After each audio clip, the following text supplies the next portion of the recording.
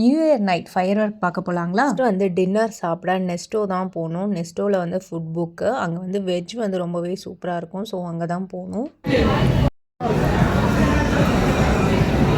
அங்கே சாப்பிட்டு முடிச்சுட்டு அடுத்து வந்து ஃபயர் ஒர்க் பார்க்க துபாய் ஃப்ரேம் தான் வந்தோம். போன வருஷமும் நாங்கள் துபாய் ஃப்ரேம் தான் போனோம். துபாய் ஃப்ரேம் கீழேயே வந்து நாங்கள் உட்காந்துட்டு ஃபயர் ஒர்க்லாம் பார்த்தோம். பட் இந்த வாட்டி வந்து அலோவ் பண்ணல. நாங்கள் போகும்போது ஒரு 9, 9:30 இருக்கும். அப்போவே ரொம்ப கூட்டமாக இருந்துச்சு. சின்ன வயசில் வந்து அம்மா அப்பா தான் நம்மளை வந்து ஊரை சுற்றி காட்டுவாங்க. இப்போ வந்து அப்படியே ஆப்போசிட். துபாய்க்கு வந்து அம்மா வந்து ஃபஸ்ட் டைம் வந்திருக்காங்க.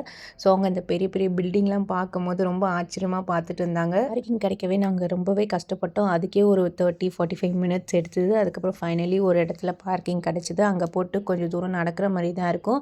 இந்த வாட்டி நாங்கள் வந்து ஃபயர் ஒர்க் ஃப்ரேமும் பார்ப்போம், புர்ஜ் கலிஃபாவும் பார்ப்போம். இதுமாரி ஒரு லொக்கேஷன் வந்து சூஸ் பண்ணியிருக்கோம். 10:30, 11 o'clockே வந்து இவ்வளோ டிராஃபிக் ஆகிடுச்சு.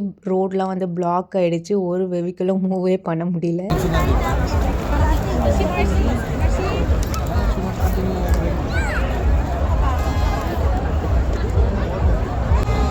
ஃப்ரேமில் வந்து இந்த வாட்டி ஃபஸ்ட் டைம் வந்து ட்ரோன் ஷோவும் இருந்துச்சு. அண்ட் தென் ஃபைனலி 12 o'clock ஆகிடுச்சு. ஃபயர் ஒர்க்கும் ஸ்டார்ட் பண்ணிட்டாங்க. 2 வியூவும் நாங்கள் பார்த்தோம். ரொம்பவே சூப்பராக இருந்துச்சு.